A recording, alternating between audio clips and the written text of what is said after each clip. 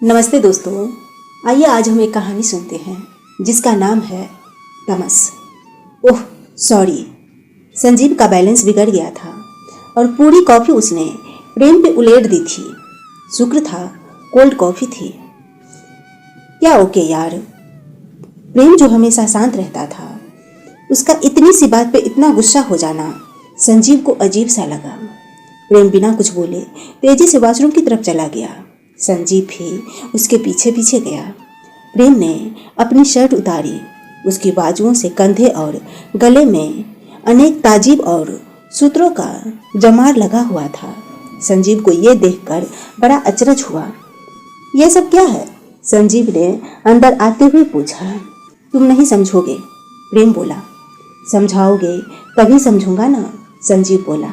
रहने दे यार, प्रेम उल्हाना से बोला। अपने बेस्ट फ्रेंड को नहीं बताएगा, संजीव बोला। संजीव प्रेम का परम मित्र था और परदेश में उसके शहर का साथी भी। शाम को ऑफिस के बाद कैंटीन में मिलना, प्रेम ने कहा और शर्ट को साफ करके वापस पहन लिया। शाम को संजीव तथा प्रेम कैंटीन में मिले। संजीव ने 2 कॉफ़ी और कुछ स्नैक्स ऑर्डर किए। अब बता, संजीव बोला। ठीक है बताता हूँ, पर 2 बातें। ये बात हम दोनों लोगों के बीच में ही रहेगी और दूसरी, तू पूरी बात सुने बिना किसी भी नतीजे पे नहीं पहुँचेगा, प्रेम ने बोला। ठीक है, संजीव बोला। प्रेम ने अपनी आप बीती बताना शुरू किया। 2 साल पहले प्रेम अपनी इंजीनियरिंग करके वापस अपने घर आगरा लौटा था। प्रेम बहुत होनहार छात्र था। उसका प्लेसमेंट बेंगलोर की एक बड़ी कंपनी में थी। प्रेम के पापा राजेंद्र जी बहुत खुश थे। ज्वाइनिंग कब करनी है? राजेंद्र जी ने पूछा। 1 सप्ताह बाद पापा, प्रेम बोला। ठीक है, तब तक अच्छे से एंजॉय करो और अच्छे से पैकिंग कर लो। और वहाँ रहने का क्या है? राजीव जी ने बोले। मेरे सीनियर वहाँ है एक, उनसे बात की है, उन्होंने मेरे लिए एक फ्लैट की व्यवस्था कर दी है, प्रेम बोला। काफ़ी समझदार हो गया है मेरा बेटा, कहते हुए राजेंद्र जी ने प्रेम के सर पर हाथ फेरा। 1 सप्ताह दोस्तों से मिलते जुलते कैसे गुजर गया पता नहीं चला। प्रेम फ्लाइट से आगरा से बेंगलोर चला गया। प्रेम के सीनियर ने उसके लिए अच्छा फ्लैट बुक किया था। प्रेम ने जाकर सारा सामान लगाया। थका हुआ था तो उसे जल्दी नींद आ गई। सुबह जल्दी नींद खुल गई। उबासी लेते हुए उसने आंखें खोली। आह, एक दिन में ही यह कमरा कितना जाना पहचाना लग रहा है, प्रेम मन ही मन सोच रहा था। फिर उसकी आंखें फटी की फटी रह गई। उसका मुंह खुला का खुला रह गया। वह आगरा में अपने कमरे में था। प्रेम को समझ नहीं आ रहा था वह स्वप्न देख रहा है या स्वप्न में बेंगलोर गया था। वह बहुत देर विस्मय में ही बना रहा। नीचे से कुछ आवाज़ आ रही थी। सीढ़ियों से उतरा तो मम्मी पापा टीवी देखते हुए नाश्ता कर रहे थे। पापा, प्रेम पीछे से बोला। राजेंद्र जी हैरत से पलटे। प्रेम, तुम यहाँ कैसे? उन्होंने पूछा। पापा, वो मैं प्रेम हकलाने लगा। मैं जानता था ये नमन, प्रेम का जिगरी दोस्त, तुझे बेंगलोर जाने थोड़ी देगा। नवाबजादे रात को चुपचाप लौट आए। राजेंद्र जी क्रोधित हो उठे। लेकिन पापा, प्रेम इससे पहले कुछ बोलता। बच्चा है, नहीं किया जाने का मन तो लौट आया, बाद में चला जाएगा, प्रेम की माँ बोली।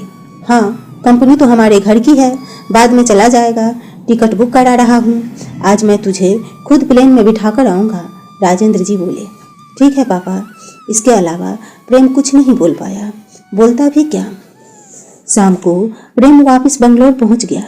इस बार उसने बेंगलोर के एयरपोर्ट पहुँच के खुद की फ़ोटो ली और फ्लाइट में पहुँच के उसकी भी फ़ोटो ली। रात को प्रेम घर बात करके सोने चला गया।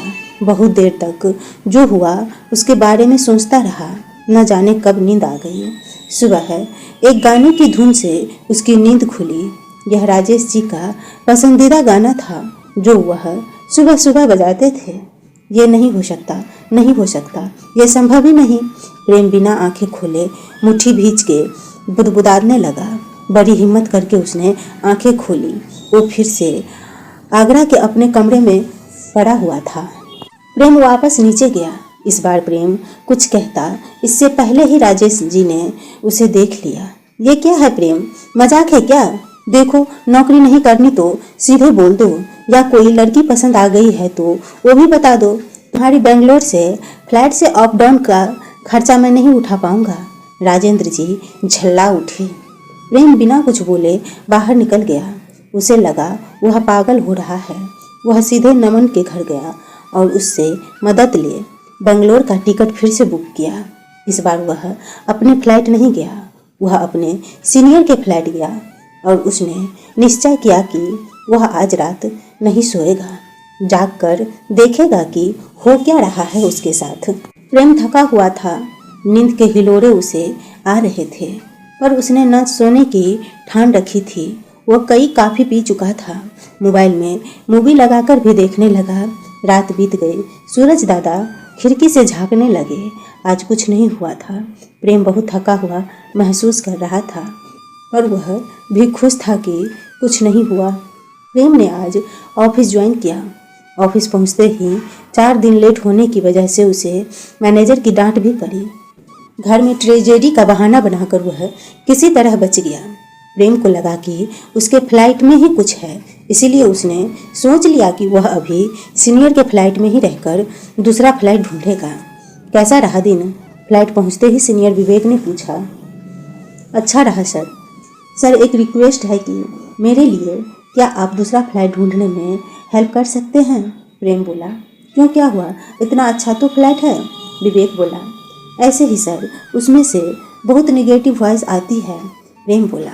कोई बात नहीं छोटे, ढूंढते हैं तेरे लिए दूसरा फ्लैट, तब तक तू यहीं रह। विवेक बोला। Thank you sir. प्रेम अपने रूम में चला गया। पिछली रात न सोकर और दिन भर ऑफिस में काम करके प्रेम का दिमाग घूम रहा था। बिस्तर पर लेटते ही उसे नींद के हिलोरे आने लगे। वह जानता था आज वह नहीं जाग पाएगा। उसने अपना पैर एक कपड़े से बेड के सिरहाने से बांध लिया था। अगली सुबह जब प्रेम की नींद खुली, वह फिर से आगरा में अपने रूम में था। प्रेम का खुद पर नियंत्रण नहीं रहा। भय के मारे वह जोर जोर से रोने लगा। उसकी आवाज़ सुन राजेश जी एवं उसकी माँ दौड़ते हुए उसके कमरे में आए। इससे पहले राजेश जी कुछ बोलते, प्रेम ने रो रो कर उन्हें सारी बात बताई। उनकी बात अपने सीनियर राजेश से भी करवाई। प्रेम की माँ भी डर के मारे रोने लगे। राजेश जी ऐसी बातों पर विश्वास नहीं करते थे, लेकिन फोटोज सीनियर एवं उसके ऑफिस में बात करके उन्हें यह मानने पर विवश होना पड़ा। यहाँ वहाँ पता करके सब लोग एक तांत्रिक के पास पहुँचे। उन्हें सारी घटना विगतवार बताई। ये जो भी हुआ है उस एक सप्ताह में हुआ है जब तुम घर पर नहीं थे। तांत्रिक बोला। क्या उस एक सप्ताह में तुमने कुछ ऐसा महसूस किया जो असामान्य हो? तांत्रिक ने पूछा। प्रेम सोच में पड़ गया। वह बहुत सोच रहा था, उसे कुछ ध्यान नहीं आ रहा था। सब तो सामान्य ही था, दोस्तों से मिलना, घूमना फिरना। वह सोच रहा था। हाँ, एक चीज़ असामान्य लगी। एकदम से प्रेम बोला। क्या? राजेश ही बोल उठे। पापा, अपने सामने जो घर है ना, जो हमेशा खाली रहता था, जब मैं एक सप्ताह घर पर था तो रोज रात मेरी नींद कुछ आवाज़ से खुल जाती थी। जब मैं बालकनी में जाकर देखता तो एक लड़की काम करते हुए दिखाई देती थी। प्रेम बोला। अरे वो घर तो खाली है, कोई नहीं है वहाँ पे, तुमने हमें बताया क्यों नहीं? राजेश जी चीख उठे। अरे पापा, मुझे लगा कोई रहने आया होगा वहाँ पे। प्रेम बोला। उस लड़की को आपके बालक से प्रेम हो गया है, वह प्रेत आत्मा है। तांत्रिक बोला। प्रेम की माँ दहाड़े मारकर रोने लगी। प्रेम सोच में डूब गया था। 2 सप्ताह पूर्व आज प्रेम दिन भर घूमता रहा, खूब मौज मस्ती की। रात को बिस्तर पर पड़ते ही वह निढाल हो गया। रात को कुछ खटर पटर से उसकी नींद खुली। इस समय कौन शोर कर रहा है? प्रेम ने उनिंदी आंखों से घड़ी की तरफ देखा तो 2:30 बज रहा था। शोर बालकनी की तरफ से आ रहा था। प्रेम बालकनी की तरफ चला गया। सामने के घर में कोई 24-25 उम्र की लड़की सफाई कर रहे थे। लगता है कोई रहने आ गया है यहाँ पे, प्रेम ने सोचा। वह वही खड़ा होकर उस लड़की को देखने लगा। उस लड़की की निगाह भी प्रेम से मिली। वह मुस्कुरा दी। प्रेम भी मुस्कुरा दिया। आप नई हैं यहाँ? प्रेम ने पूछा, पर शायद वह लड़की सुन न सकी और अंदर चली गई। अब तो यह रोज का हो गया था। रोज लगभग उसी समय वह लड़की वहाँ काम कर रही होती। प्रेम रोज बालकनी में जाता। वह लड़की उसे देख मुस्कुराती, पर प्रेम के कुछ भी पूछने से पहले वह अंदर चली जाती। अगले दिन प्रेम ने उसे देखते ही पूछा, मोहतरमा आप कौन हैं? इस बार उस लड़की ने सुन लिया था, मैं नीति। इतना बोलकर वह लड़की अंदर चली गई। फिर अगले दिन प्रेम बंगलोर चला गया और ये हादसे शुरू हो गए। उस लड़की का नाम नीति था शायद। तो राजेश जी के चेहरे पर हैरत के भाव आ गए। क्या हुआ पापा? प्रेम ने पूछा। ये तो शर्मा जी की बच्ची का नाम था, पर उसका परिवार तो 15 साल पहले एक हादसे में मर चुका है, राजेश जी बोले। बाबा अब आप ही कुछ उपाय बताइए, प्रेम की माँ हाथ जोड़कर बोली। मैं यह ताबीज़ दे रहा हूँ, इसे अपने पूरे परिवार में धारण कर लो और इस शहर से जितना दूर हो सके उतना दूर चले जाओ, तांत्रिक बोला। वर्तमान में तो ये वही ताबीज़ है जो बाबा ने दी है। किस्मत से नौकरी यहाँ लग गई तो यहाँ चला आया। प्रेम कॉफ़ी का आखिरी घूंट ख़त्म करके बोला। संजीव बहुत ध्यान से सुन रहा था।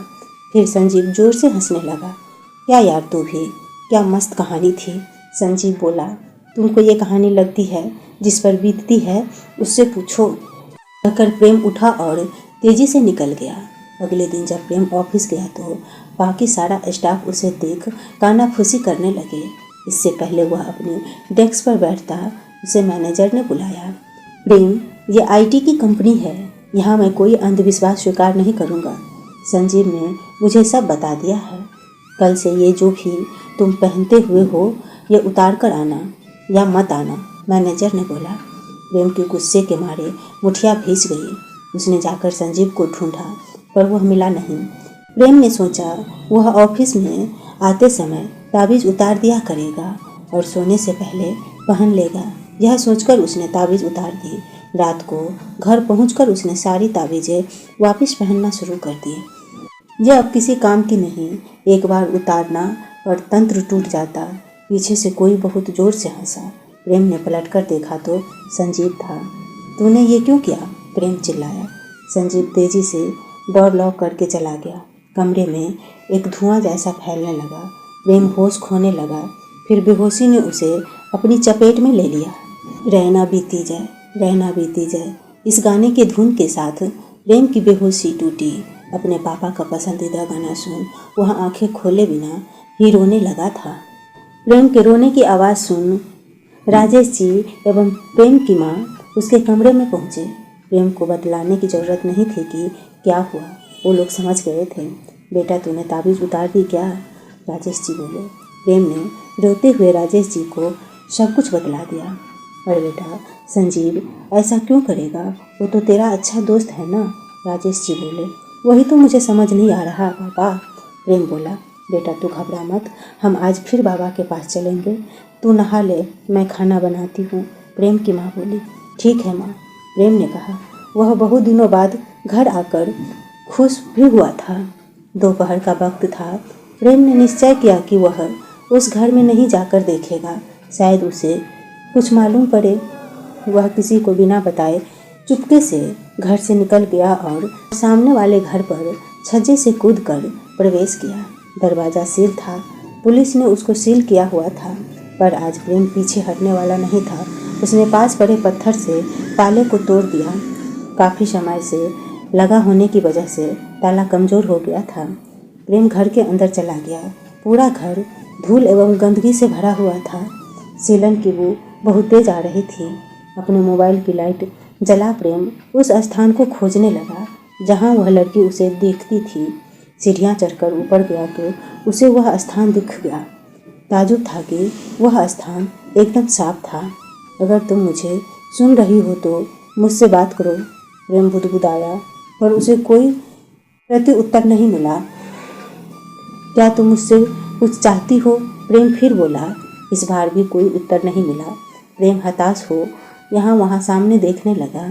उसकी निगाह एक तस्वीर पे पड़ी। ये तो शर्मा अंकल है और जहाँ तक मुझे याद है ये छोटी बच्ची नीति है। अगर यह प्रेम आत्मा है तो मुझे बड़े रूप में क्यों दिख रही है? क्या प्रेम आत्माओं पर भी समय का असर होता है? प्रेम सोचने लगा। उसने वह तस्वीर उठाकर अपने पास रख ली। तुमको तंत्र नहीं उतारनी चाहिए, अब यह तंत्र दोबारा काम नहीं करेगा, तांत्रिक बोला। तो कोई और उपाय तो होगा बाबा, राजेंद्र जी बोले। मुझे उसके लिए थोड़ा वक्त चाहिए, बाबा बोले। अगर प्रेम इसी शहर में रहकर नौकरी कर ले तो क्या समस्या खत्म हो जाएगी? क्योंकि वह प्रेत आत्मा तो बस प्रेम को इस शहर में चाहती है। प्रेम की माँ ने बाबा से पूछा। बिल्कुल नहीं, वह प्रेम को यहाँ चाहती है क्योंकि वह यहाँ बहुत शक्तिशाली है। वह प्रेम की शक्ति का भक्षण कर रही है, बाबा बोले। यह ताबीज़ लो, यह कुछ समय के लिए तुम्हारी रक्षा करेगी। बाबा ने प्रेम को एक ताबीज़ दी। अब मैं इस समस्या को जड़ से ख़त्म करके ही कहीं जाऊंगा पापा, प्रेम बोला। अब उसका भय ख़त्म हो गया था। प्रेम आज रात सोया नहीं था। वह रात के उस समय के इंतज़ार में था जब वह लड़की उस सामने वाले घर में काम करेगी। घड़ी की सुई रात के 2 बजा रही थी। प्रेम को हल्की हल्की नींद भी आ रही थी। तभी सामने वाले घर से आवाज़ आना शुरू हुआ। प्रेम बालकनी में गया। वह लड़की काम कर रही थी। प्रेम ने इसी समय उस सामने वाले घर में जाने का निर्णय किया। वह घर से चुपचाप निकलकर सामने वाले घर में पहुंच गया। वह सीढ़ियों से चढ़कर उस स्थान पर गया जहां वह लड़की काम कर रही थी। कौन हो तुम? प्रेम ने उस लड़की के कंधे पर हाथ रखना चाहा, पर हाथ आर पार हो गया। मैं नीति, बताया तो था, वह लड़की हंसते हुए बोली। तुम मुझसे क्या चाहती हो? प्रेम ने पूछा। बदला, वह लड़की बोली। इसी के साथ इस कहानी में अभी इतना ही। मिलते हैं हम इस कहानी के अगले भाग में। तब तक के लिए नमस्कार।